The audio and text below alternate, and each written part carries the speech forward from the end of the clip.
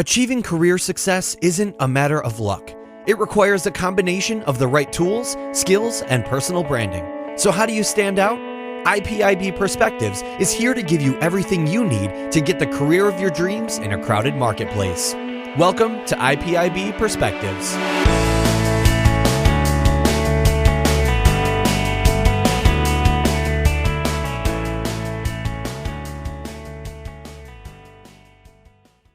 Hello, good morning everyone. I'm Hank from IPIB. Welcome to IPIB Perspective. Today we are very glad to interview Chris. And he is from Singapore and he is a LinkedIn expert and he did have a lot of excellent career moves. And it's very interesting. When I found Chris and his LinkedIn profile was excellent and then he did a lot of great excellent moves. So that's why he piqued our interest to know him more. So today we are very glad to have Chris J. to talk about his career move and the definition of the great career. So Chris, could you introduce yourself to our audience? Certainly, Hank. Thank you very much for the honor of talking to you. It's a great privilege to be able to talking to you in Taiwan from Singapore. Yeah. I'm Chris Reed. I run Black marketing in Asia Pacific. And we focus very much on LinkedIn and helping people, normally senior executives, develop their personal LinkedIn profile and also their company LinkedIn profile. Mm-hmm. Okay, great. So Chris, there I know that you do have a lot of great careers. So I want to ask you the second question. So what is the definition of a great career for you? Definition of a great career is definitely something you've got to go out and do something you enjoy, and that you don't feel that you are there because of kind of any undue pressure. That you actually are able to freely express yourself in the way you work, and therefore going to be more productive, more creative, and you're going to enjoy work. You'll bring more happiness to the workplace, and very much do something that you have a passion for. Don't do something just for the money. Don't do just something just to fill the gaps between 9 and 5. Do something you actually feel passionate about.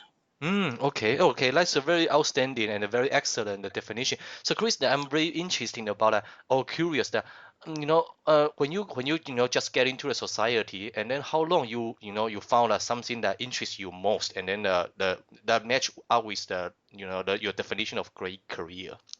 I mean, I found something very, very quickly when I was, because I took the view straight away when I was 16 that you could only have a job that you could actually love. So when I was 16, I went to work for HMV, the music store in the UK. Oh, okay, and I know that, yeah. Precisely, there you go.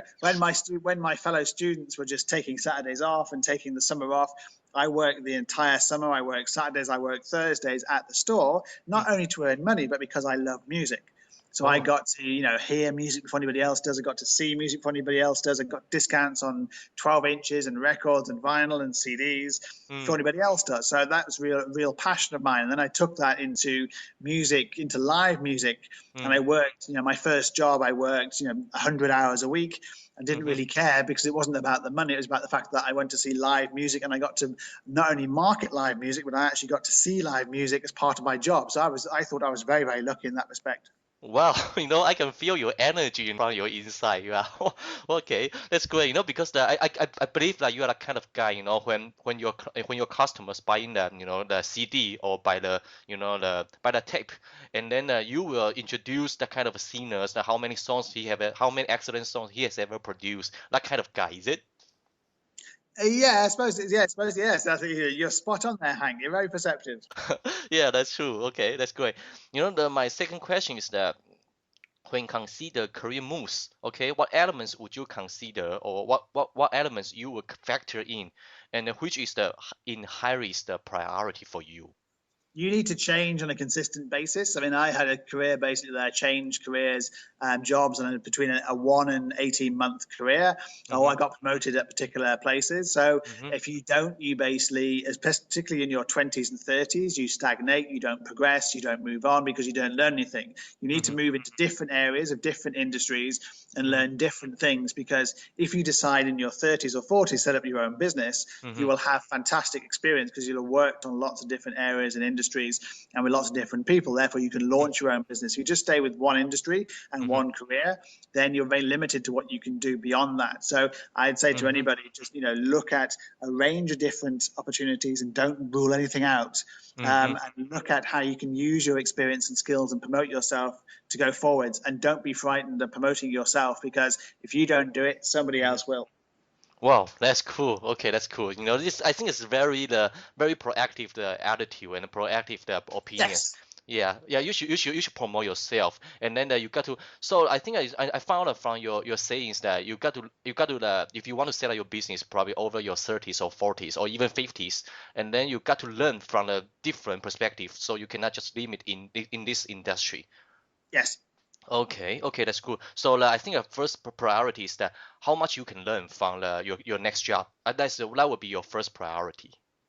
Yeah, without a shadow of a doubt. And even different countries. I mean, I came over to Singapore having never been to Singapore before. So it was very much the ability to go forwards and move on from there.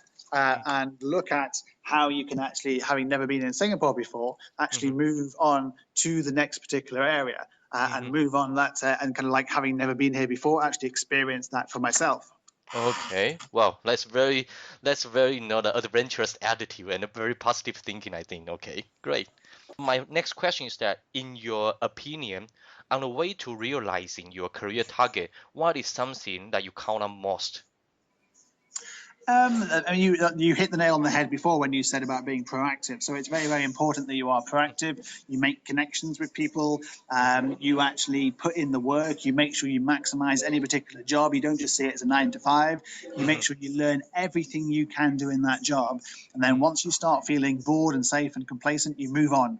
Because if you don't do that, the job will basically, you won't learn anything, you won't progress. You have to be constantly challenging yourself in a pleasurable way on a daily basis, but always testing yourself. Like the fact that I came to Singapore, didn't know anybody here, didn't have any business here, and made connections, learned again. And I came here in my kind of late 30s, early 40s, because you have to test yourself, because I was bored of the UK and I hated the weather in the UK, but I was bored of the business in the UK.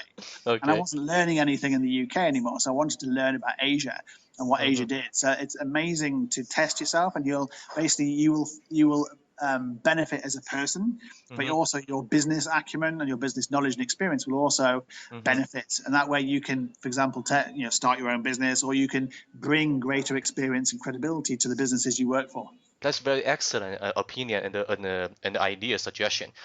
I have ever heard the motivative speaker, and he said that the level of accomplishment actually rely on the level or you stretch your comfort zone. So I think kind of like that. You just like a sponge absorbing everything, and you try working hard to learn become the best of the best in that industry. Yes, without a doubt, Hank. Okay, wow, that's great. Okay. My next question is that, which tool would you recommend to people who want to build up their career, probably in Asia or in Europe, based on your observation, and tell me why? The number one tool is networking. Now, whether networking is LinkedIn, or whether networking is going to an event and meeting 100 people you've never met before and just saying, hi, I'm X, I'd like to get to know you. But networking is the number one thing you do. My granddad, my late granddad, said to me when I was about, I think, 12 or 13, he said to me, it's not what you know, it's who you know. And this is before the internet even existed, before LinkedIn existed, before Facebook existed. He said, it's not what you know, it's who you know. Because you can have all the degrees in the world, have all the MBAs, but if you don't know anybody and you haven't connected with anybody, you will not progress in the world. So you need to know people, because so much of business is done by, I know this person, or I know this person who knows this person. And it's all about connections. It's all about, LinkedIn is perfect for that, but it goes beyond that. You have to use your connections and use your connections. Yeah, okay, that's great. Our last question is that, as we know, you are right now, you are founder and the CEO of Black Marketing. You are a LinkedIn expert based in Singapore. So could you tell us that when you run LinkedIn, is there any mindset or concept you always keep in mind as your guide? Yeah, always be positive. Always be positive on LinkedIn in terms of connecting with people and saying, okay, how can you do business together? And if you can't do business together, what can you share together? What experiences can you share? What have they got that you can learn from? because you can always learn from every single person in the world. You can always learn something. So there's always something to be able to pick up and make yourself a better person, make yourself a better business person. So LinkedIn's amazing for that, because every single day I learn something new on LinkedIn, whether one of my connections has shared something, whether it's something I've read, whether it's an exchange, whether it's a view that somebody's pointed out, but I learn something every single day. And that's what, I read an interview with Rupert Murdoch over the weekend. Rupert Murdoch's in his 80s. He's in his 80s. And he said basically why he keeps going is that curiosity every single day drives him on. Wow, he's curious about business every single day. And then he's got no desire to retire at all. He wants to know what to do next, how you do it next, what to do next, what's going to. And this is a guy in his 80s who's achieved everything. Yeah. He's multi-billionaire and he's achieved absolutely everything, but he still finds curiosity in every single day and wants to learn every single day. And that's an amazing attitude, an amazingly positive attitude to have for someone who's had lots and lots of ups and downs, but has achieved so much. He's an amazing entrepreneur. And for someone like that who's done that since the age of 16 and built an empire and crashed an empire and built it up and crashed it and built it, and been successful and been a failure and been successful and been a failure, it could be easy for someone to like that because say I'm just going to go on a beach and I'm going to go to Vegas, or I'm just going to own lots of houses. But he doesn't. He looks at business and says, how can I make business better? How can I make the consumer experience better? What can I learn today? And that's just an amazing attitude to have. And if you think about that's a multi-billionaire having that attitude, then me and you need to have that attitude every single day, and so does everybody else. And the world will be a better place if people are more curious and less less negative about the world, but actually more curious about the positive things in the world. Wow. Okay, that's a very time-proven, the concept or saying. You remind me the very famous Chinese saying, there must be a teacher among the three people you have ever met or among the people you have ever known of. Because everyone can be your teacher, everyone can inspire you or motivate you. You can learn something from others, and then you also share a very good example about Murdoch. That's a very fantastic phrase there.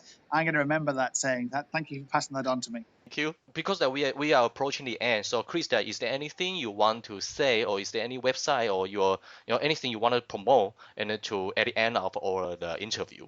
If anybody wants to contact me to either connect with the right other people, or if I can help them with their career, or if they want to meet up if they're in Singapore, then I'm very happy to do so. I mean, I approached this in the same way that when I came to Singapore the first time, I didn't know anybody, and I reached out on LinkedIn, and people said yes. People said, yes, I will meet you. And I met lots of people, and all the jobs and all the opportunities I've been given in Singapore have come through meeting people on LinkedIn. So if anybody wants to do the same thing, they can reach out to me on LinkedIn, and they can I will help them in the same way other people help me. So if I can help anybody else, then please do. Otherwise, please feel free to read my blogs and look at the content and share your views. Because the world is a better place for hearing more views. Like you say, I learned something from you, Hank, today, and I will continue to learn. I'll read your blog today. Thank you. That's fantastic. Thank you very much for interviewing me. Thank you very much for taking the time. Okay, thank you, Chris. Thank you for your time as well. Keep in touch. Okay, keep in touch. Now that you're more prepared to move forward with your career, don't let the learning stop now. Head over to IPIBresume.com for more amazing tools to help you brand yourself in a crowded marketplace, and we'll see you next time on IPIB Perspectives.